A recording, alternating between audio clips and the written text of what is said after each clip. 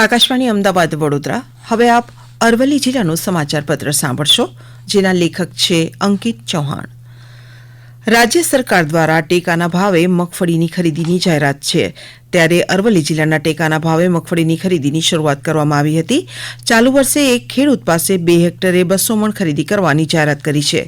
અરવલ્લી જિલ્લાના વિવિધ 6 કેન્દ્રો ખાતે ટેકાના ભાવે મગફળીની ખરીદીની શરૂઆત કરવામાં આવી છે. અરવલ્લી સહિત આસપાસના જિલ્લામાં મોટેભાગે ખેડૂતો પ્રોસેસિંગ એટલે કે ચિપ્સના બટાકાનું વાવેતર કરતા હોય છે, જેથી ખેડૂતોને સારો ભાવ મળે છે. સામાન્ય રીતે બટાકા 90 દિવસમાં તેનું ઉત્પાદન મળવા લાગે છે, જેથી ખેડૂતો દિવાળી પછી વાવેતરની કામગીરીમાં જોડાઈ જાય છે. અરવલ્લી જિલ્લામાં અંદાજે 60 થી 70 હજાર હેક્ટરમાં બટાકાનું વાવેતર દર વર્ષે થતું હોય છે.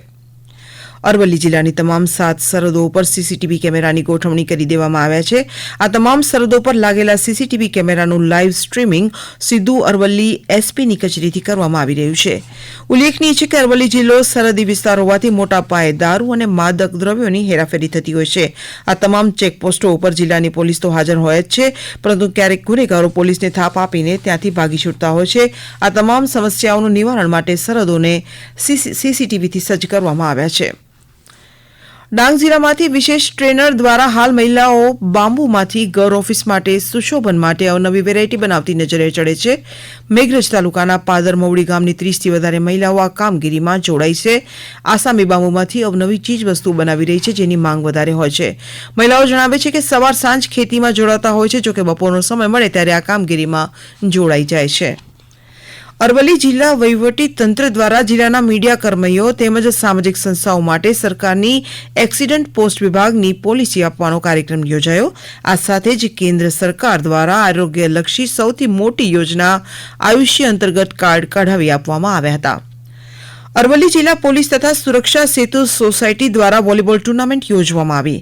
અરવલ્લી જિલ્લા પોલીસ હેડક્વાર્ટર્સ વોલીબોલ ટુર્નામેન્ટ વર્ષ 2024નું આયોજન કરવામાં આવ્યું છે, જેમાં એસપી કચેરી, મોડાસા ટાઉન, બાયડ, માલપુર, ધનસુર મહિલા સહિતની પોલીસની વિવિધ ટીમોએ ભાગ લીધો હતો. અરવલ્લી જિલ્લા બાળ સુરક્ષા વિભાગ દ્વારા બાળ લગ્નો અટકાવવા માટે અલગ અલગ ટીમ બનાવાઈ છે. તાલુકા કક્ષાએ એક ટીમ બનાવી છે, જે આગામી લગ્ન સમારોહમાં તપાસ કરશે. જે જગ્યાએ બાળ લગ્નો થતા હશે ત્યાં કાર્યવાહી કરશે. અરવલ્લી જિલ્લા બાળ સુરક્ષા વિભાગ દ્વારા હેલ્પલાઇન નંબર પણ જાહેર કરવામાં આવ્યો છે. બાળ સુરક્ષા વિભાગ દ્વારા ચાલુ વર્ષે 12 જેટલા બાળ લગ્નો અટકાવાયા છે. બાળકોમાં ગણિત અને વિજ્ઞાન પ્રત્યે રુચિ વધારવા અરવલ્લી જિલ્લામાં બાળ વૈજ્ઞાનિક પ્રદર્શન યોજવામાં આવે, ત્યારે આ વર્ષે જિલ્લાની 10મું બાળ વૈજ્ઞાનિક પ્રદર્શન અરવલ્લી જિલ્લાના ધનસુરા ખાતે શ્રી જયેશ મહેતા હાઈસ્કૂલ ખાતે યોજવામાં આવ્યો. રાજ્યકક્ષાના અન્ન અને નાગરિક પુરવઠા મંત્રી ભીખુસિંહ પરમારના હસ્તે આ પ્રદર્શનને ખુલ્લું મૂકવામાં આવ્યું. અરવલ્લી જિલ્લાના અમૃતપુરા કંપાના જિગ્નેશ પટેલ તેમના પરિવાર સાથે મળીને પ્રાકૃતિક ખેતી થકી અનેક પ્રકારના શાકભાજી ઉગાડ્યા છે, જેમાં દૂધી, ટમેટા, રીંગણ, પાલક, હળદર જેવા શાકભાજી ઉગાડીને સારી કમાણી કરી રહ્યા છે.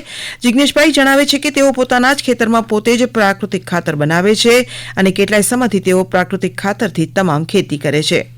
અરવલ્લી જિલ્લાના મોડાસા ખાતે ડ્રગ્સ અવેરનેસ રેલીનું આયોજન કરવામાં આવ્યું હતું, જેમાં મોટી સંખ્યામાં પોલીસ વિભાગ, વિદ્યાર્થીઓ તેમજ નગરની જનતા જોડાઈ હતી.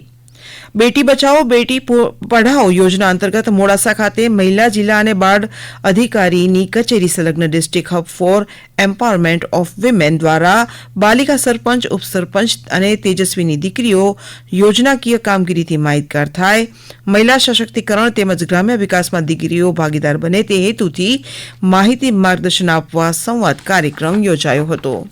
હમણાં જ આપ અરવલ્લી જિલ્લાનું સમાચાર પત્ર સાંભળી રહ્યા હતા, જેના લેખક હતા અંકિત ચૌહાણ. પ્રસારણ આકાશવાણીના અમદાવાદ વડોદરા કેન્દ્ર પરથી કરવામાં આવ્યું.